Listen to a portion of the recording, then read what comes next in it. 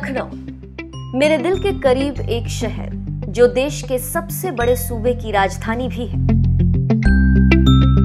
लखनऊ मेरे लिए हमेशा खास रही। इस शहर के पास से भी जब भी गुजरती थी तो लगता था कि एक पल ठहर कर इतिहास को देख लूं और समझ लूं कि कैसे एक शहर ने अपनी विरासत को सालों से सहेजा हुआ है।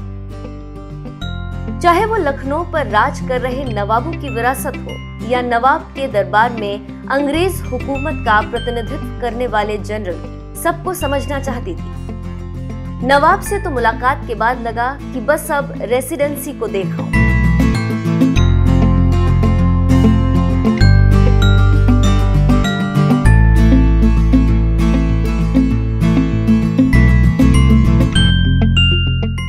रेसिडेंसी के नाम से ही आप समझ गए होंगे कि ये रहने की जगह थी, लेकिन यहाँ कोई आम आवाम नहीं रहती थी, बल्कि ये तो ब्रिटिश अधिकारियों के रहने के लिए बनाई गई खास जगह थी, जिसमें तमाम सुविधाओं का उस वक्त ध्यान रखा गया था।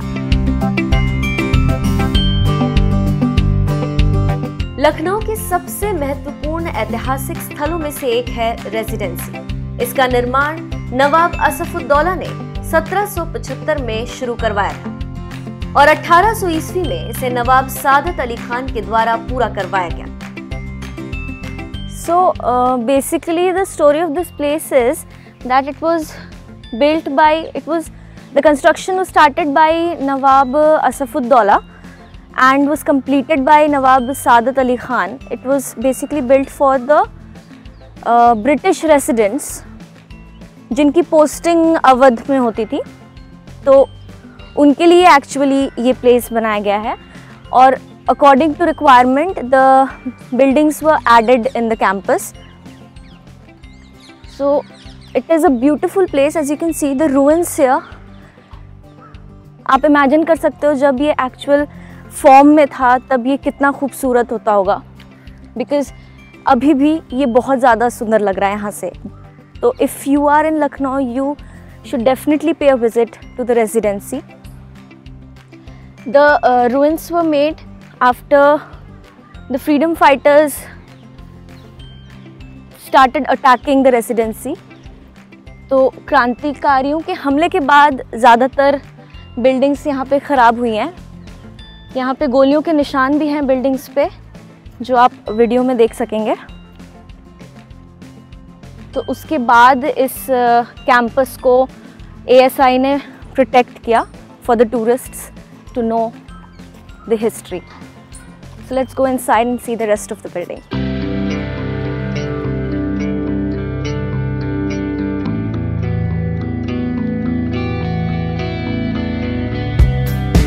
गोमती नदी के तट पर इसे बनाया गया था क्योंकि यहाँ अंग्रेजों को तमाम सुविधा मिल सके। इस पूरे परिसर का इतिहास भारत की आजादी से जुड़ा हुआ है। भारत की आजादी की पहली लड़ाई में लखनऊ के प्रसिद्ध घेराबंदी में एक महत्वपूर्ण भूमिका निभाई थी। रेसिडेंसी का एक प्रमुख हिस्सा अंग्रेजी बलों और भारतीय विद्रोहियों के बीच की लड़ाई में नष्ट हो गया था। युद्ध के बाद इसे जस का तस छोड़ दिया गया। रेसिडेंसी की टूटी फूटी दीवारों में आज भी तोप के गोलों के निशान बने हुए हैं। इस परिसर में एक खंडहर चर्च भी है, जहां एक कब्रिस्तान है जिसमें लगभग 2000 अंग्रेज सैनिकों, आदमियों, औरतों और बच्चों की कब्र बनी हुई। रेसिडेंसी परिसर में 1857 मेमोरियल म्यूजियम भी स्थापित किया गया है, जहां 1857 में हुई भारत की आजादी की पहली क्रांति को बखूबी चित्रित किया गया है। हर एक हिस्से को मेरे साथ देखिए। 1920 से रेसिडेंसी को संरक्षित किया जा रहा है।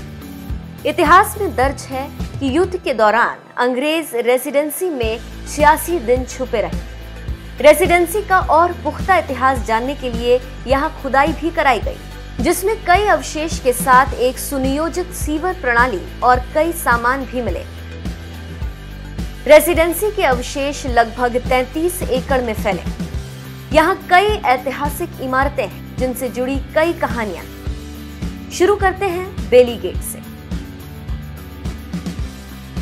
रेसिडेंसी के प्रवेश पर स्थित इस गेट का निर्माण नवाब सादत अली खान ने 19वीं सदी में लखनऊ के रेजिडेंट कैप्टन बेली के सम्मान में कराया था। इसे गार्ड गेट के नाम से इसलिए भी जाना जाता है क्योंकि सैनिक इस गेट के ऊपर से दूर तक नजर रखते थे।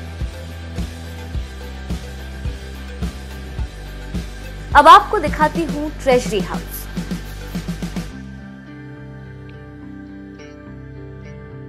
इस हाउस का निर्माण 1851 में 16,897 रुपए में हुआ था। 1857 के स्वतंत्रता संग्राम में इस ट्रेजरी का प्रयोग एनफील्ड कारतूस बनाने के कारखाने के रूप में हुआ था।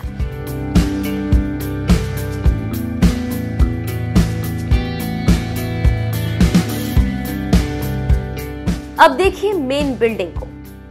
इस मेन बिल्डिंग में अंग्रेज रहा करते थे। इसी रेसिडेंस के चलते पूरे परिसर का नाम रेसिडेंसी पड़ा। ये मूल रूप से 3 मंजिला थी। इसके पूर्व दिशा में इसका मेन गेट और पोर्टिको था। पश्चिम भाग में ऊंचे स्तंभों से बना एक चौड़ा बरामदा था जिसकी छत पर जाने के लिए घुमावदार सीढ़ियां थी। इस भवन में कई ऊंची खिड़कियां थी जिसकी छत इतालवी लोहे की छड़ों से सुरक्षित थी। इमारत के दक्षिण भाग में गहरे तहखाने थे जहां गर्मियों में रहने वाले अंग्रेजों को काफी राहत मिलती थी।